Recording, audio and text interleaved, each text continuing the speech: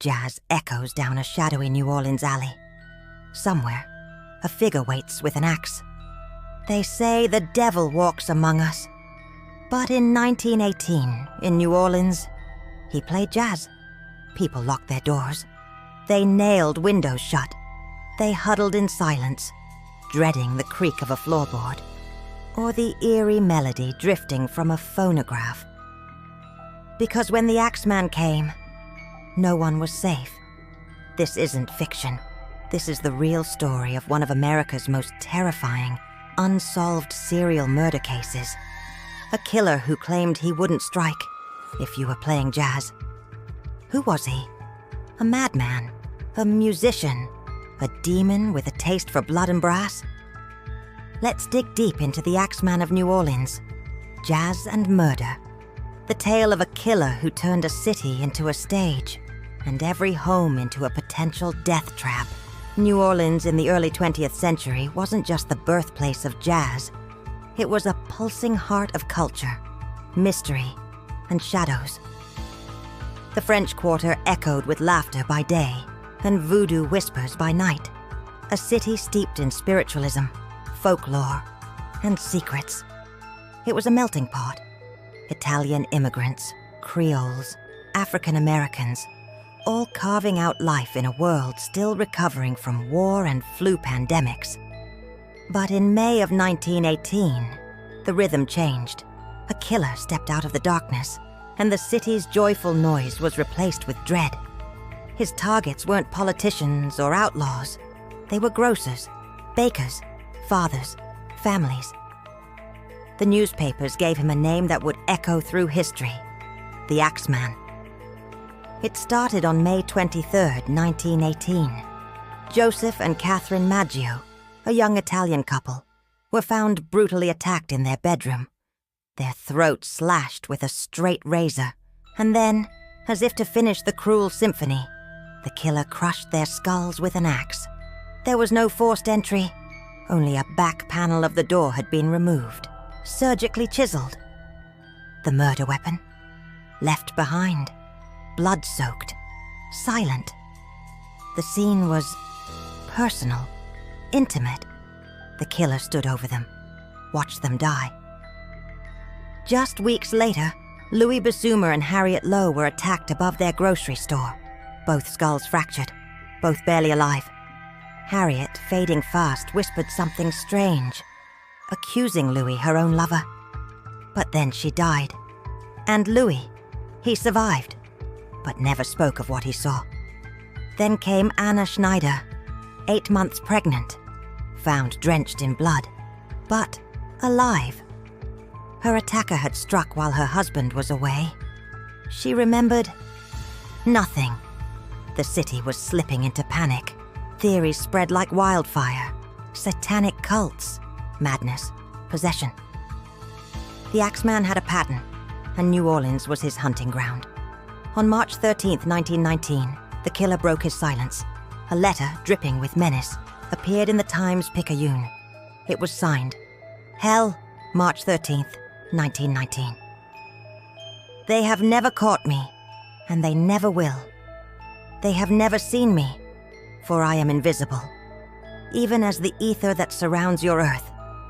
I am not a human being, but a spirit and a demon from the hottest hell. I am what you Orleanians and your foolish police call the Axeman. But then came the most chilling line. I swear by all the devils of the nether regions that every person shall be spared in whose home a jazz band is playing. If you value your lives, play jazz on Tuesday night. And so, the city obeyed. That Tuesday night, March 19th, 1919, jazz filled the streets. Every bar, every restaurant, every home blasted music. Dance halls were full. Bands played until their fingers ached. Gramophones spun vinyl like lifelines. One composer, Joseph Davila, even wrote a piece titled The Mysterious Axeman's Jazz. Don't Scare Me, Papa. New Orleans played like its life depended on it. And incredibly, no one died that night. Was it a game? A bluff? Or had the killer truly walked those streets? Pleased with the melody of fear, the music may have saved them, for a while. But by August of 1919, the Axeman struck again. Mike Pepitone was murdered in his home. His wife, arriving seconds too late, saw a shadow slip into the night. She would later claim she knew who it was, but never spoke the name. And then, silence. No more attacks, no more letters. The Axeman had vanished. The case has never been solved. But theories? Oh, they run deep. Some say he was Joseph Mumfre, a man allegedly gunned down by Pepitone, S. widow, in Los Angeles in 1920. Revenge? Closure? The records are foggy. Some say Mumfre never existed. Others believe he was part of a larger underworld network. Some detectives believed the Axeman targeted Italian grocers intentionally, suggesting mafia involvement or ethnic hatred. Others blamed mental illness, pointing to transient jazz musicians or drifters with violent tendencies. And then there are the supernatural whispers that he was a demon, born of New Orleans itself, a spirit of chaos, demanding sacrifice and sound. But here's the question that still chills the spine. Why jazz? What kind of killer writes a public letter and threatens mass murder? Unless you play music. This wasn't about greed or rage. This was about power. The Axeman wanted control, fear, spectacle. He wanted the city to dance on strings, his strings. And for one horrifying night, he succeeded. What makes the Axeman unique is how theatrical his crimes were. He didn't hide. He left clues. He craved the spotlight without ever stepping into it. In a way, he was the first viral killer, long before the age of likes and shares. He understood something chilling. Terror spreads faster than blood, and to this day, he remains an enigma, a ghost story that was very, very real.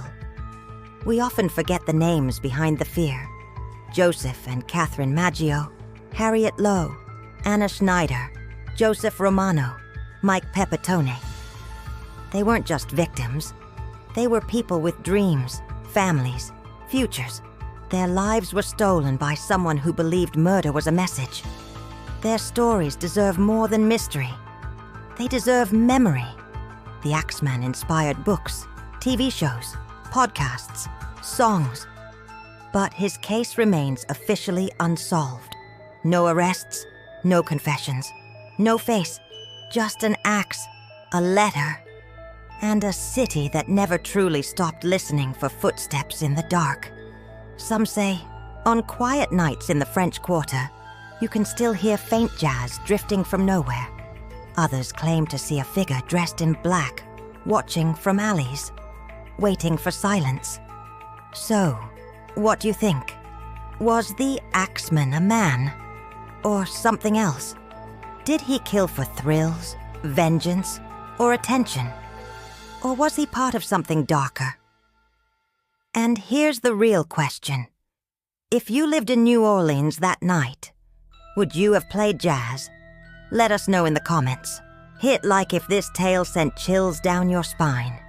Share it with a friend who loves mysteries. And subscribe to History Nibbles, where the past has claws and every story has a darker side. Until next time, stay curious, stay cautious, and for the love of jazz, keep your doors locked.